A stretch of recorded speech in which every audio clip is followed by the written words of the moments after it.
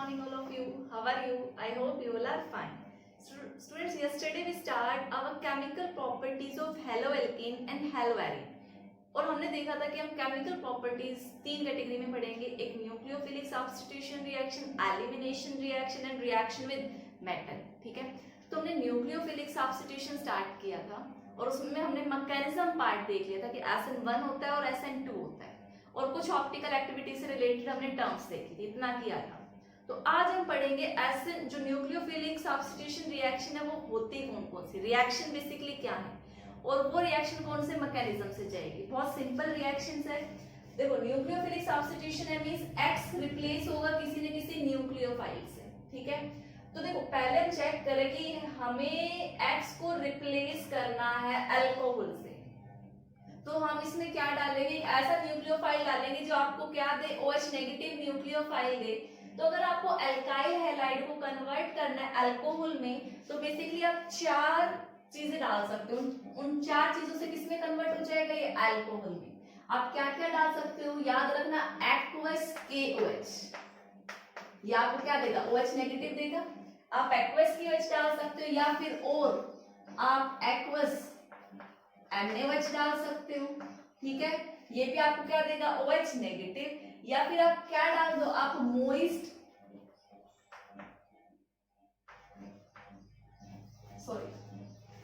क्या डाल दो, आप मोइस्ट AgOH या फिर आप क्या डाल दो,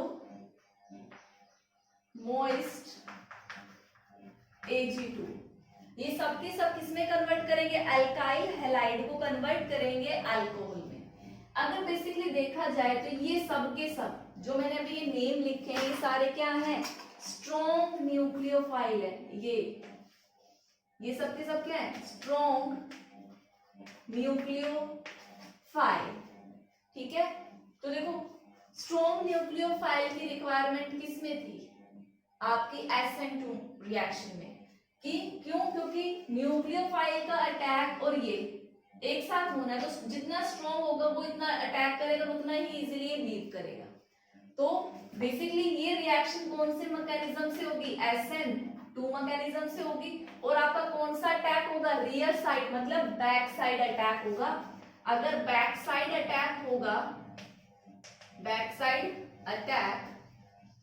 अटैक होगा तो क्या बनेगा, आपका इन्वर्जन प्रोडक्ट बनेगा. इतनी बातें रिएक्शन को देख के आपको समझ में आ जानी चाहिए.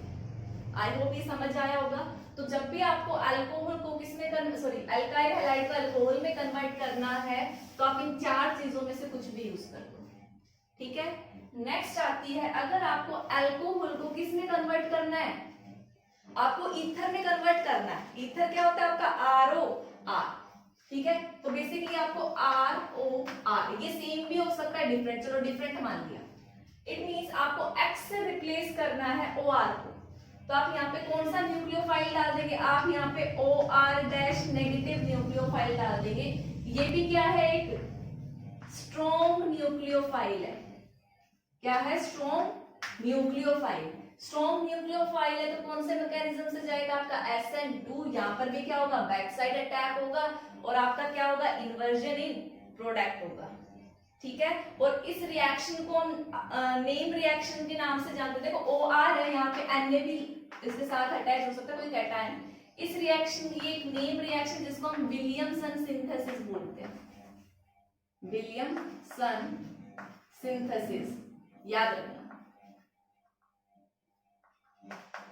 ठीक है, फॉर्मेशन ऑफ एस्टर किससे होता है, विलियमसन सिंथेसिस से अल्काइल हैलाइड एस्टर में कन्वर्ट होता है by adding this nucleophile. ठीक है, नेक्स्ट अगर हम देखें, आई होप ये दोनों चीजें समझ में आ गई होगी. ठीक है, मैं इसको रब कर देती हूँ क्योंकि स्पेस इतना नहीं है. ठीक है, नेक्स्ट अगर आपको अल्काइल हैलाइड को कन्वर्ट करना है साइनाइड में, RCN लाना है, तो आप इसमें क्या ऐड करेंगे, आप इसमें KCN ऐड करेंगे. ठीक है, तो आपका क्या बन जाएगा, अल्काइल साइनाइड. और ये किस मीडियम में होगा, अल्कोहलिक मीडियम में होगा. ठीक है, और अगर आपको आइसोसाइनाइड बनाना है तो आप इसमें क्या डालेंगे, AgCN. यहाँ क्या डालेंगे, AgCN. तो यहाँ पे क्या बन जाएगा RNC। आपको CN चाहिए तो KCN डालो या सोडियम साइनाइड भी डाल सकते हो, और आपको NC चाहिए तो आप क्या डालेंगे AgCN। ठीक है, अब देखो अगर कंफ्यूजन है यहाँ पे आप NaCN भी डाल सकते हो। ठीक है, और तो काफी बारी कन्वर्जन में हेल्प करता है, आपको पता होना चाहिए। तो देखो ये वाला पार्ट हम समझ लेते हैं कि हमने KCN से ये प्रोडक्ट क्यों बना और AgCN से प्रोडक्ट ये क्यों बना। तो देखो समझने के लिए यहाँ देखो भाई, KCN हो या सोडियम साइनाइड हो, आपका CN नेगेटिव है और K क्या है पॉजिटिव है। इतनी बात समझ में आती है। मींस ये वाला जो बॉन्ड है पोटेशियम और साइनाइड के बीच में, ये कैसा बॉन्ड है आपका आयोनिक बॉन्ड है।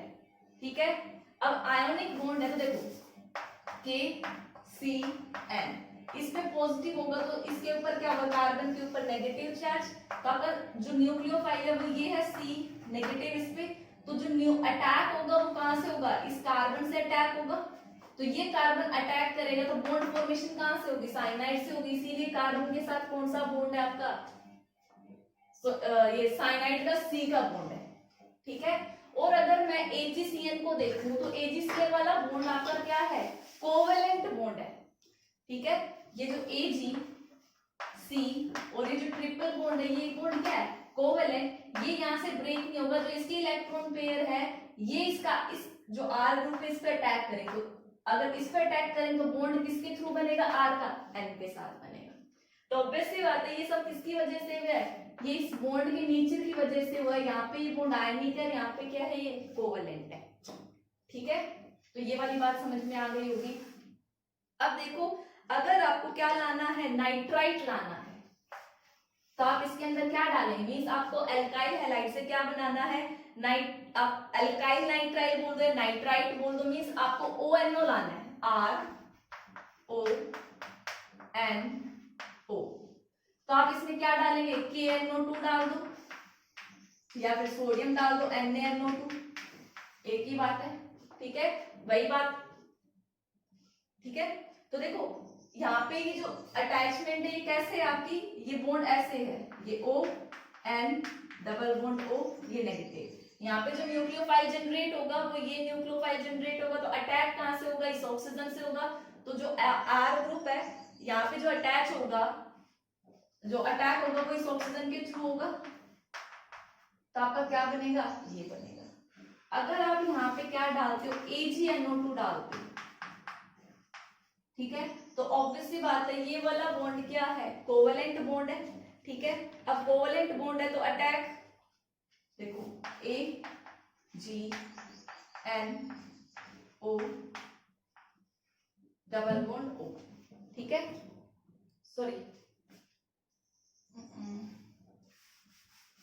जैसे हमने इसमें देखा था Ag के साथ क्या है आपका कोवेलेंट बॉन्ड है, तो वो वाला बॉन्ड ब्रेक नहीं होगा, मींस AgO ये आपका N डबल बॉन्ड O, ये बॉन्ड कोवेलेंट है ब्रेक नहीं होगा, तो नाइट्रोजन क्या करेगा अपने लोन पेयर देगा, तो बॉन्ड फॉर्मेशन कहां से होगी आपकी नाइट्रोजन के थ्रू होगी। तो आपका क्या बनेगा ये नाइट्रोजन यहां से अटैक करेगा और ये X निकलेगा, तो R के साथ कौन आएगा N आएगा, फिर आपका डबल बॉन्ड O और यहाँ से ये।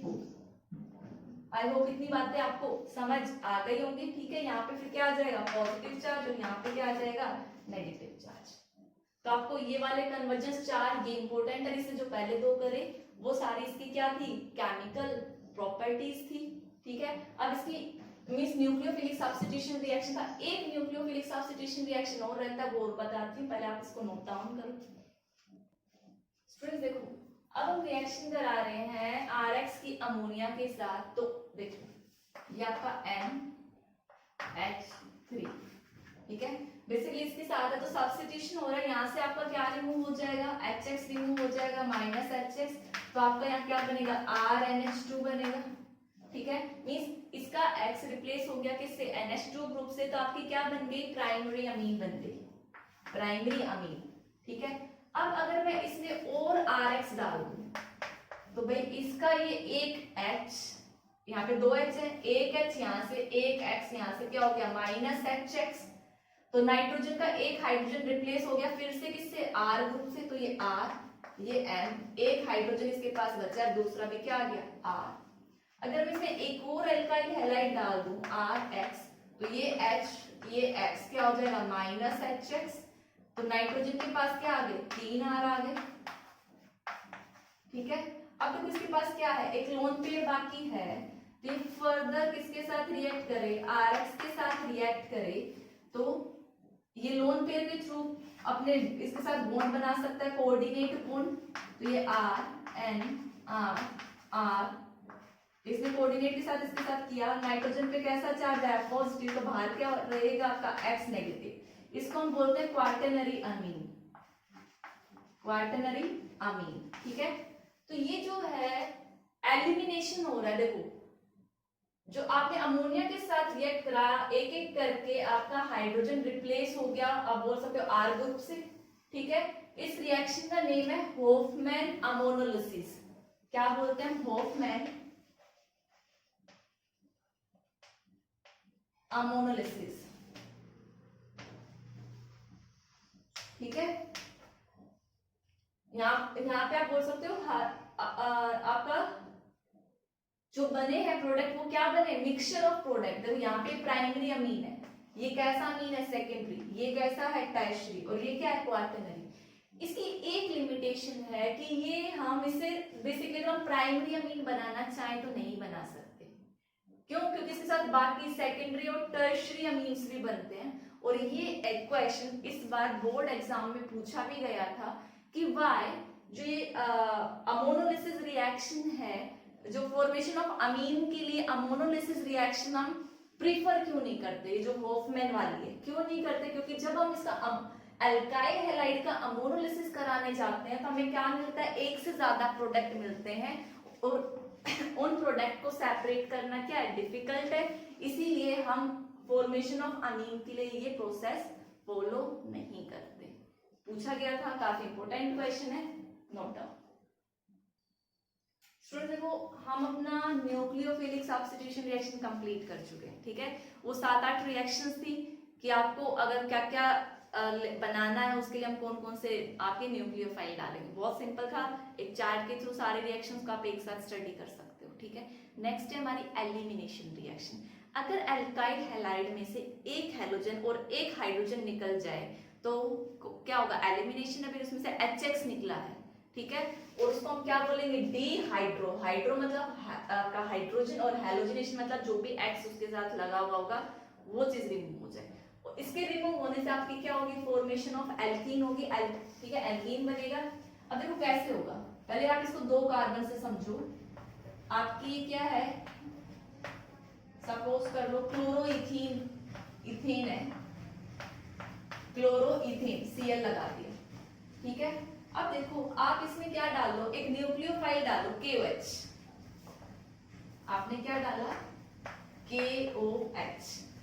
ठीक है, बेसिकली आप बोलोगे कि मैम जब KOH डालते हैं तो यहाँ से रिप्लेस होना चाहिए था, अल्कोहल बनना चाहिए था। ठीक है, लेकिन यहाँ पे जब आप अल्कोहलिक KOH डालोगे तो आपका क्या बनेगा, एल्कीन भी बनेगा। और बेसिकली ये हीटिंग से होती है, वहां पे हीटिंग नहीं थी। अगर आप हाई टेम्परेचर अप्लाई कर देते हो तो ये अल्कोहल की फॉर्मेशन नहीं करता, ये किसकी फॉर्मेशन करेगा, आपके एल्कीन की फॉर्मेशन करेगा। ठीक है, तो देखो बेसिकली ये OH नेगेटिव न्यूक्लियोफाइल क्या करेगा, आपका यहाँ से H को क्या करेगा, रिमूव करेगा। ये चाहेगा कि यहाँ से क्या आ जाए, H पॉजिटिव आ जाए। ये H पॉजिटिव निकालेगा तो ये बॉन्ड कहाँ शिफ्ट होंगे, यहाँ। अब ये बॉन्ड यहाँ शिफ्ट होंगे, इस Cl को यहाँ नीचे लिखो, एंटी साइड से होता है H। तो ये Cl क्या करेगा, यहाँ से अपना बॉन्ड तोड़ लेगा। तो देखो इस OH ने क्या किया, यहाँ से H को निकाला। ठीक है, और ये बॉन्ड यहाँ शिफ्ट और ये बॉन्ड यहाँ से टूट गया। ये बॉन्ड यहाँ हुआ तो यहाँ पे किसकी फॉर्मेशन हुई, देखो भाई आपकी ये बॉन्डिंग इस तरीके से थी, और आपका जो नया बॉन्ड बना है वो कहाँ बना है, ये वाला बना है।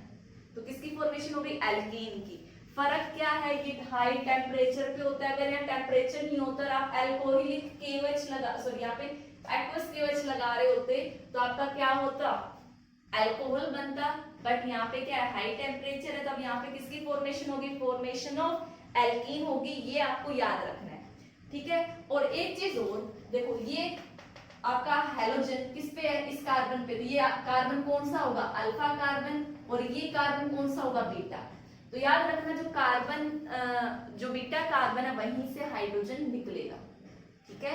तो यहाँ पे तो ऐसी कोई सिचुएशन नहीं थी, यहाँ पे तो सिर्फ एक ही बीटा कार्बन था, तो इस कार्बन से हाइड्रोजन और यहाँ से आपका X निकल गया, एल्कीन की फॉर्मेशन होगी। दिक्कत कहाँ आती है, जहां एक से ज्यादा आपको बीटा हाइड्रोजन मिलते हैं। तो अब हम वो डिस्कस करेंगे, पहले आप ये ध्यान से देखिए, ठीक है स्टूडेंट। देखो ये आपका एल्काइल हैलाइड है, आपने इसके अंदर क्या डाला, एल्कोहलिक केवच डाला, ठीक है। आपके अगर आपको अल्कोहल बनाना होता है तो आप एक्वस केवच डालते हो, और आपको एल्कीन बनाना हो तो क्या डालते हो, अल्कोहलिक, ये याद रखना, और हीट भी करते हो, ठीक है। तो देखो ये अल्कोहलिक केवच क्या करेगा, OH नेगेटिव इसका बीटा हाइड्रोजन लेके निकलेगा। अब बीटा हाइड्रोजन क्या है, एक ये बीटा कार्बन है और एक ये बीटा कार्बन है, ये कार्बन कौन सा आपका अल्फा। तो इस OH के पास दो पॉसिबिलिटी, यहाँ से बीटा निकालने की और यहाँ से बीटा निकालने की, ठीक है। देखो अगर ये यहाँ से निकालेगा तो हाइड्रोजन यहाँ से और ये हाइड्रोजन यहाँ से, बॉन्ड कहाँ बनेगा, यहाँ बनेगा। तो यहाँ से कौन से एल्कीन की फॉर्मेशन होगी आपकी, CH3, C, एक हाइड्रोजन तो निकल गया तो CH double bond CH CH3। अगर ये बीटा और ये निकलता तो डबल बॉन्ड कहाँ बनेगा, यहाँ बनेगा। तो यहाँ पे एल्कीन कौन सी बनेगी, CH3 CH2 CH double bond CH2। Means दो टाइप की आपकी एल्कीन बन गई जब आपने अल्कोहलिक केवच डाला। तो अब क्या चेक करना, अब आपको रूल लगाना है सेट-जेफ रूल, और इस रूल को आप अच्छे से जानते होंगे, सेट-जेफ रूल। सेट-जेफ रूल क्या बोलता है, जो मोर सब्स्टिट्यूटेड एल्कीन होगी वो ज्यादा स्टेबल होगी, ठीक है। मींस ऐसी एल्कीन जिसके पास कम नंबर ऑफ हाइड्रोजन हो, ठीक है। तो आप ऐसा सर्च कर सकते हो, यहाँ डबल बॉन्ड के पास कितने हाइड्रोजन है, एक और एक दो, और यहाँ पे कितने हैं, दो और एक तीन। या फिर आप बोल सकते हो ये बीच में है, ये ज्यादा स्टेबल है, मोर सब्स्टिट्यूटेड है, और ये एक टर्मिनल वाली है, ठीक है। तो सेट-जेफ रूल के अकॉर्डिंग ये क्या होगी, मोर, आप लिख सकते हो according to Saytzeff rule more substituted alkene is more stable. तो ये वाली एल्कीन क्या है, ज्यादा स्टेबल है, मोर सब्स्टिट्यूटेड है, ये क्या है, लेस सब्स्टिट्यूटेड। तो ये कम बनेगी, ये ज्यादा बनेगी, तो हम इसको लिखेंगे। आई होप सभी को एलिमिनेशन रिएक्शन समझ में आई होगी। तो आपको बस बीटा हाइड्रोजन और हैलोजन रिमूव करना है और वो एल्कीन बनानी है जो ज्यादा स्टेबल, और ज्यादा स्टेबल कौन सी होगी, ये हमें सेट-जेफ रूल बताता है। याद रखना, काफी बार एग्जाम में स्टेटमेंट पूछ लेते हैं व्हाट इज सेट-जेफ रूल, या फिर आपको ऐसे आ जाएगा, ये लिखा हुआ होगा अल्कोहलिक के वजह से प्रोडक्ट पूछेंगे, तो आपको बताना है दो बीटा हाइड्रोजन है, ये alkene, but this is more stable due to Saytzeff rule, ठीक है स्टूडेंट्स। अब हम मूव करते हैं अपने third type of chemical reaction, ठीक है। हम एल्काइल हैलाइड्स की केमिकल रिएक्शन देख रहे थे, केमिकल प्रॉपर्टी देख रहे थे, न्यूक्लियोफिलिक सब्स्टिट्यूशन देख लिया, और elimination reaction. We are left only with one type of chemical properties, reaction with metal. अब देखो चार मेटल्स के साथ बेसिकली हमें ये रिएक्शन स्टडी करनी है, sodium, zinc, magnesium and lithium. अब देखो ये तो आप बचपन से पढ़ते हैं बेसिकली, मतलब 11th क्लास से, कि अल्काइल हैलाइड RX को सोडियम के साथ ट्रीट कराओगे ड्राई ईथर की प्रेजेंस में, तो यहाँ से क्या होगा आपका 2NaX निकल जाएगा, और आपके ये R क्या हो जाएंगे, कंबाइन हो जाएंगे। मींस किसकी फॉर्मेशन होगी, एल्केन की फॉर्मेशन होगी। और इस रिएक्शन को आप किस नाम से जानते हो, Wurtz reaction, WURTZ, Wurtz reaction, very important reaction, ठीक है। कन्वर्जेंस में बहुत हेल्प करता है। बेसिकली आप अगर R ले रहे हो तो आपका एल्केन क्या होता है, डबल नंबर में बनता है। इसकी लिमिटेशन क्या है, ये सिमेट्रिकल एल्कीन बनाने में काम में आता है, अनसिमेट्रिकल नहीं आता। क्यों, क्योंकि वहां पे मिक्सचर ऑफ प्रोडक्ट बनते हैं। आई होप इतनी बातें समझ में आई। अगर मैं यही रिएक्शन जिंक के साथ कर रहा हूं तो सेम रिएक्शन होती है। आपने क्या लिया, RX लिया, इधर क्या लिया, RX लिया, और मैंने यहाँ पे क्या डाल दिया, जिंक। तो बेसिकली ये तो मोनोवैलेंट था, दो सोडियम की जरूरत, ये डाईवैलेंट है, तो एक ही जिंक क्या करेगा, 2X को लेके निकल जाएगा, ठीक है। तो यहाँ से क्या हो जाएगा, ड्राई ईथर की प्रेजेंस में -ZnCl2 हो गया, और ये दो R क्या कर दे, कंबाइन कर दे। लेकिन अब इसको वुड्स रिएक्शन नहीं बोलेंगे, इसको हम क्या बोलते हैं, Frankland reaction. Frankland reaction. Sodium के साथ कौन सी रिएक्शन है? Wurtz reaction. और जिंक के साथ कौन सी रिएक्शन है आपकी? Frankland reaction. ठीक है। अब नेक्स्ट है हमारी, अगर हम मैग्नीशियम को रिएक्ट कराएं मींस Rx को किसके साथ? Mg के साथ, किसकी प्रेजेंस में? ड्राई ईथर की प्रेजेंस में। तो क्या बन जाएगा आपका? RMgX। इसको हम क्या बोलते हैं? Grignard reagent. Grignard reagent. और आपने देखा होगा इसको हम बहुत सारी रिएक्शंस में यूज करते हैं RMgX। तो इसकी फॉर्मेशन ऐसे हुई है। ठीक है। तो ये आपके 3 मेटल्स हो गए। अब अगर हम लिथियम की बात करें तो लिथियम क्या करेगा? पहले आप इसको नोट डाउन कर लो, फिर मैं रब करती हूँ, फिर लिथियम का बताती हूँ। स्टूडेंट्स देखो, अगर हम लिथियम की बात करें तो लिथियम रिएक्ट करेगा तो क्या बनाएगा? RLi बनाएगा। एक 2 लिथियम ले लो तो एक LiX निकल जाएगा, एक RLi बनेगा, मींस एल्काइल लिथियम बनेगा। ठीक है। तो इसकी रिएक्शन तो बेसिकली इतनी थी, बट इस चीज को हम आगे फर्दर यूज करते हैं। अगर हम इसको किसके साथ? कॉपर आयोडाइड के साथ रिएक्ट करा दें तो ये क्या बनाता है? R2CuLi, die alkyl lithium copper. ठीक है, जिसको हम क्या बोलते हैं? Gilman's reagent. और ये Gilman's reagent Corey House synthesis reaction में यूज होता है। बेसिकली जो ये काम नहीं कर पाया वो ये कर सकता है, ये रिएजेंट R2CuLi। ये क्या था? ये पर्पस था खाली सिमेट्रिकल एल्कीन बनाने की। कौन सी एल्कीन? सिमेट्रिकल।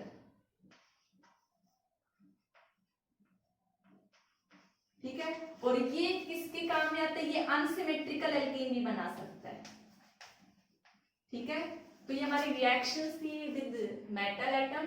सोडियम के साथ वुड्स रिएक्शन, जिंक के साथ फ्रैंकलैंड, मैग्नीशियम के साथ हमने ग्रिग्नार्ड रिएजेंट बनाया और लिथियम के साथ हमने गिलमैन्स रिएजेंट बनाया। अल्टीमेटली फर्दर किसके साथ ट्रीट करा के? कॉपर आयोडाइड के साथ। ठीक है।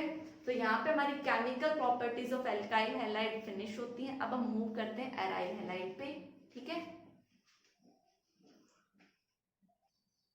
स्टूडेंट, बेसिकली अब हम केमिकल प्रॉपर्टीज देखें एराइल हैलाइड की, तो वो क्या शो करेंगे? Nucleophilic substitution reaction, reaction with metal, और यहाँ पे एलिमिनेशन नहीं होती, यहाँ पे क्या होगी? Electrophilic substitution reaction. ठीक है, बहुत सिंपल सा पार्ट है ये, ध्यान से देखना।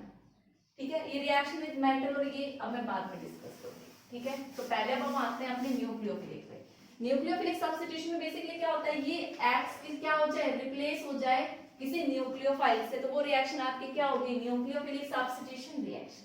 बट मैं एल्काइल हैलाइड और एराइल हैलाइड, भाई एराइल हैलाइड में ये बॉन्ड टूटना क्या है? थोड़ा सा डिफिकल्ट है, इसीलिए ये क्या होते हैं? लेस रिएक्टिव होते हैं इस रिएक्शन के एज कंपेयर टू आपके एल्काइल हैलाइड। क्यों होते हैं वो देखो। पहला रीजन है रेजोनेंस। भाई आपको पता है, यहाँ पे देखो, रेजोनेंस की वजह से, क्यों? क्योंकि यहाँ पे कोई ना कोई हैलोजन होगा, उसके क्या होंगे? लोन पेयर होंगे। तो वो लोन पेयर क्या हो जाते हैं? आपके रेजोनेंस के थ्रू रिंग में आ जाते हैं। ठीक है, तो देखो आप रेजोनेटिंग स्ट्रक्चर तो सारे बना सकते हो बहुत अच्छे से। ये नेगेटिव चार्ज और यहाँ क्या आ गया आपका? एक्स डबल बॉन्ड 2 और इसके ऊपर पॉजिटिव चार्ज।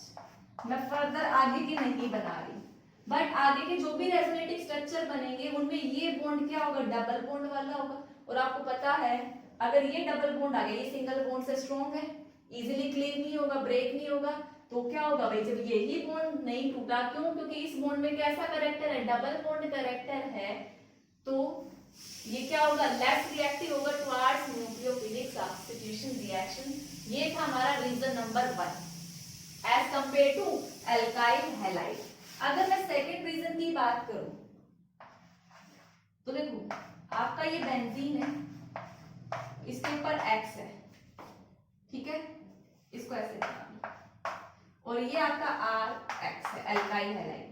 इसमें इस कार्बन देखो एक डबल बॉन्ड आ गया, तो इस कार्बन की हाइब्रिडाइजेशन क्या है? sp2, और यहाँ पे क्या है? ये sp3।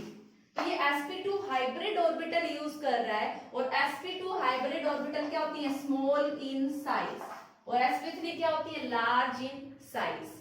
ठीक है, तो अगर ये स्मॉल इन साइज है तो ये जो बॉन्ड लेंथ है ये क्या होगी? शॉर्टर होगी, और ये बॉन्ड लेंथ शॉर्टर होगी तो क्या होगा? स्ट्रॉन्ग बॉन्ड होगा, इसको तोड़ना क्या होगा? डिफिकल्ट होगा। एक चीज ये आती है।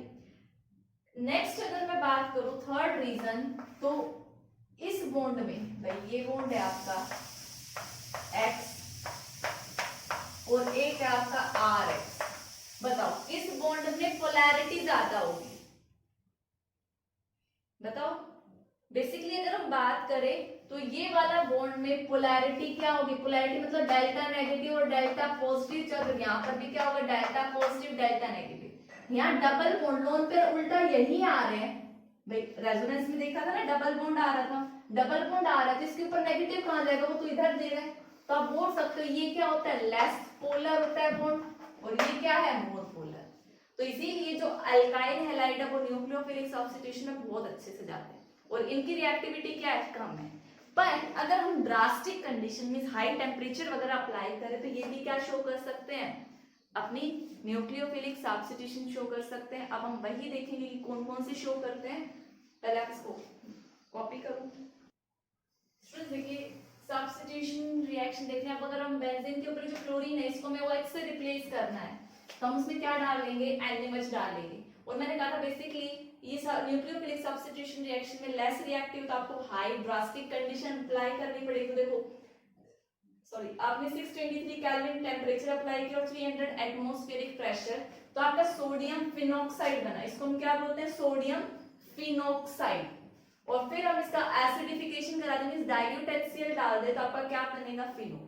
और ये एक नेम, इसकी ये नेम मतलब इसको क्या बोलते हैं, डाउस प्रोसेस बोलते हैं। और ये क्या है, इंडस्ट्रियल प्रिपरेशन ऑफ फिनोल है। इंडस्ट्री में फिनोल बनाया जाएगा तो हम इस प्रोसेस से बनाते हैं जिसको हम डाउ प्रोसेस बोलते हैं, ठीक है। अब देखो अगर हम इसके ऊपर कोई इलेक्ट्रॉन विड्रॉविंग ग्रुप लगा दे, इलेक्ट्रॉन विड्रॉविंग क्या करेगा, इलेक्ट्रॉन्स को अपनी तरफ खींचेगा तो इस बॉन्ड को क्या करेगा, इजीली क्लीव करेगा। तो जो इलेक्ट्रॉन विड्रॉविंग ग्रुप है वो किसको फैसिलिटेट करता है, न्यूक्लियोफिलिक सब्स्टिट्यूशन रिएक्शन। जितने ज्यादा आपके इलेक्ट्रॉन विड्रॉविंग खींचने वाले ग्रुप होंगे उतना ही ये बॉन्ड वीक होगा, उतना ही OH क्या होगा, रिप्लेस होगा। तो देखो आपने एक NO2 ग्रुप लगाया तो देखो टेम्परेचर जो 623 था वो कहां पे पहुंच गया, 443 पे पहुंच गया भाई, कम हो गई एक ग्रुप आने से। फिर आपने दो ग्रुप लगा दिए ऑर्थो और पैरा पे, तो देखो टेम्परेचर 443 से कहां गया, 368 पे आ गया। बाकी तो भैया NaOH आप HCl डाल रहे हो तो ये हो गया। अगर आप नेक्स्ट क्या करें, आप पिक्राइल क्लोराइड ले लें, Cl, सारी ऑर्थो और पैरा पोजीशन पे क्या ले लें, NO2 ले लें। ये क्या आपका पिक्राइल क्लोराइड, पिक्राइल क्लोराइड बोलते हैं कॉमन नेम। तो इसमें आपको NaOH सब डालने की जरूरत नहीं, सिंपली आप क्या ऐड कर दोगे, वाटर ऐड कर दोगे तो क्या होगा, आपका फिनोल बन जाएगा। ये इतना ज्यादा इस इलेक्ट्रॉन डेंसिटी खींच लेते हैं तीनों ग्रुप। यहाँ पे आपका क्या आ जाएगा, OH, यहाँ पे क्या होगा, NO2, यहाँ पर भी क्या होगा, NO2, सॉरी यहाँ नहीं होगा, यहाँ पर NO2, यहाँ पर NO2 और यहाँ पे NO2। इसको हम क्या बोलते हैं, पिक्रिक एसिड, याद रखना, ठीक है। तो फिनोल की मैंने आपको कैसे बना सकते हैं, ला सकते हैं, उनके बता दिए। क्या तो टेम्परेचर और प्रेशर ज्यादा अप्लाई करो, और इतना नहीं करना तो आप कोई इलेक्ट्रॉन विड्रॉविंग ग्रुप अटैच करा दो तो आपका वो इजीली हो जाएगा, ठीक है।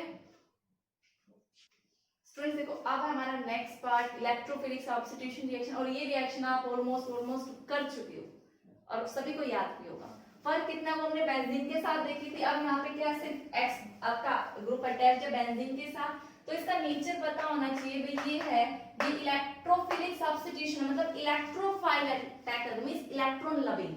तो देखो जब ये है तो ये देखना है कि ये ग्रुप इस बेंजीन रिंग पे कहां कहां इलेक्ट्रॉन डेंसिटी बढ़ाता है।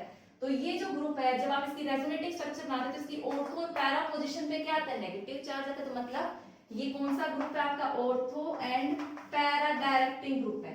मींस हैलोजन होगा वो ऑर्थो और पैरा पोजीशन पे इलेक्ट्रॉन डेंसिटी बढ़ाएगा। तो अब आप क्या करा रहे, क्लोरीनेशन करा रहे, तो क्लोरीन कहां कहां अटैक करेगा, ऑर्थो पे और पैरा पे। तो आपके क्या बनेंगे, दो प्रोडक्ट बनेंगे। और पैरा वाला क्या होता है, ज्यादा स्टेबल होता है, प्लस में एक ऑर्थो वाला प्रोडक्ट, ठीक है। ऐसे ये क्या है, HNO3 और H2SO4, ये क्या होता है आपका नाइट्रेशन रिएक्शन है, नाइट्रेटिंग मिक्सचर बोलते हैं। तो इलेक्ट्रॉन डेंसिटी यहाँ से कौन सा इलेक्ट्रोफाइल जनरेट होगा आपका NO2 प्लस इलेक्ट्रोफाइल, इसको इलेक्ट्रॉन चाहिए, कहाँ जाएगा ये ऑर्थो और पैरा पे, तो क्या बनेगा आपका Cl, एक NO2 ऑर्थो पे और एक NO2 पैरा पोजीशन पे, ठीक है। नेक्स्ट है H2SO4, क्या करा रहे हो सल्फोनेशन, ये क्लोरीनेशन था, ये नाइट्रेशन था, H2SO4 में क्या होता है सल्फोनेशन, तो सल्फोनेशन में क्या होगा HSO3 ग्रुप जाएगा, SO3H और एक पैरा पे, ठीक है। फिर ये क्या है, यहाँ पे जो इलेक्ट्रोफाइल जनरेट होगा, देखो ये Cl तो ये ले लेगा, ये AlCl4 नेगेटिव बना लेगा, यहाँ जो इलेक्ट्रोफाइल जनरेट होगा वो क्या होगा CH3 पॉजिटिव, वो आके अटैक करेगा, तो आपका क्या होगा ऑर्थो और पैरा पोजीशन पे CH3 ग्रुप चला जाएगा, CH3 प्लस Cl और यहाँ पे CH3। इस रिएक्शन का नेम क्या है फ्रीडल क्राफ्ट एल्काइलेशन, याद रखना एल्काइलेशन, एल्काइल ग्रुप जा रहा है, R ग्रुप अटैच हो रहा है।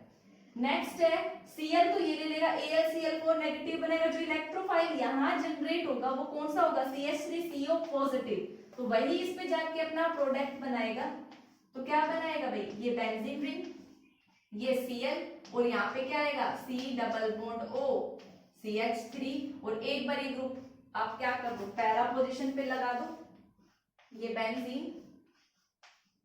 ये CH आपका X मतलब Cl और एक पैरा पोजीशन पे CO CH3, इसको हम क्या बोलते हैं, ये कौन सा ग्रुप है असाइल ग्रुप है, हमने कार्बोक्सिलिक वाले एसिड में डेरिवेटिव्स पढ़े थे, तो ये जो असाइल ग्रुप है इसको हम क्या बोलेंगे फ्रीडल क्राफ्ट असाइलेशन, ठीक है। तो देखो अगर आपको क्लोरीनेशन कराना है तो Cl2 ऐड करो एनहाइड्रस AlCl3 में, HNO आपको नाइट्रेशन कराना है तो इस मिक्सचर को HNO3 प्लस H2SO4 क्या होता है नाइट्रेटिंग मिक्सचर, अगर आपको सल्फोनेशन कराना है तो आप क्या डालो H2SO4, आपको एल्काइलेशन कराना है तो आप एल्काइल हैलाइड डालो, और असाइलेशन कराना है तो असाइल क्लोराइड डालो। तो बेसिकली ये थी आपकी इलेक्ट्रोफिलिक सब्स्टिट्यूशन रिएक्शन, ठीक है, बहुत इजी है। अब नेक्स्ट हमारा लास्ट पार्ट देखते हैं रिएक्शन विद मेटल। स्टूडेंट्स देखो ये है reaction with metal, almost same ही है जो हमने एल्काइल हैलाइड के लिए पढ़ा, यहाँ देखेंगे सोडियम कॉपर मैग्नीशियम और लिथियम की रिएक्शन सेम, जैसे वहां पे आपने एल्काइल हैलाइड ट्रीट किया तो यहाँ एराइल हैलाइड होंगे, 2NaCl यहाँ से क्या हो जाएगा रिलीज हो जाएगा, दोनों ही बेंजीन रिंग आपस में अटैच हो जाएंगे, इसको हम क्या बोलते हैं डाइफिनाइल। एल्काइल हैलाइड में इस रिएक्शन का नेम था क्या वुड्स रिएक्शन, बट जब आप एराइल हैलाइड यूज करेंगे तो उसका नाम क्या होगा फिटिक रिएक्शन, ये याद रखना है। एल्काइल R ग्रुप हो तो वुड्स रिएक्शन और ये आपका एराइल ग्रुप हो तो फिटिक रिएक्शन। नेक्स्ट है कॉपर के साथ, और कॉपर के साथ याद रखना जनरली आयोडोबेंजीन ही रिएक्ट करता है, आयोडोबेंजीन की ही ये रिएक्शन है, यहाँ से क्या निकल जाएगा R2CuLi, वापस से ये दो बेंजीन अटैच हो जाएंगे। मैग्नीशियम की रिएक्शन जैसी पहले थी RX के साथ वैसे ही है, बेंजीन के साथ आपने एल्काइल हैलाइड या Mg ड्राई ईथर की प्रेजेंस में RMgX बन जाएगा, R यहाँ पे क्या है एराइल। सिमिलरली लिथियम है, ये क्या बना देगा यहाँ पे बेंजीन रिंग के साथ लिथियम अटैच हो जाएगा। तो ये सिंपल सी क्या थी आपकी रिएक्शन थी, रिएक्शन विद मेटल, ठीक है। अब जो हमारे पास है वो बचते हैं poly halogen compounds, basically theoretical portion है, उसमें आपके chlorofluorocarbons means methyl chloromethane carbon tetra chloride chloroform, ठीक है, ये सारे आते हैं, ठीक है। तो वो थियोरेटिकल पोर्शन है, वो आप इजीली कवर अप भी कर सकते हो, उसके यूजेस और कौन से कंपाउंड को हम किस बोतल वगैरह में स्टोर करते हैं, ये क्वेश्चन एक बार आया हुआ भी है। जो आपका क्लोरोफोम है वो डार्क बोतल्स में आपका स्टोर किया जाता है, क्यों किया जाता है, क्यों, क्योंकि वो पॉइजनस गैस फोस्जीन बना लेता है, ठीक है। आपका DDT था, उसका स्ट्रक्चर और वो सारी चीजें यूजेस आपको देखना है, ठीक है, उसमें तो रिवीजन बहुत सिंपल है, खुद भी कर लेंगे। तो ये जितनी भी रिएक्शन थी मैंने आपको बहुत शॉर्ट तरीके से लिख के एक साथ बताई ताकि आप कंपैरिजन करके रिएक्शंस को याद कर सके, ठीक है। तो क्वेश्चंस की प्रैक्टिस करिए, ज्यादातर क्वेश्चंस मैंने नीमी कवर अप करा भी दिए हैं जो पूछे गए लास्ट ईयर्स में और बेसिकली NCERT के, ठीक है, तो अब आपको प्रैक्टिस करनी है। That's all for today's lecture.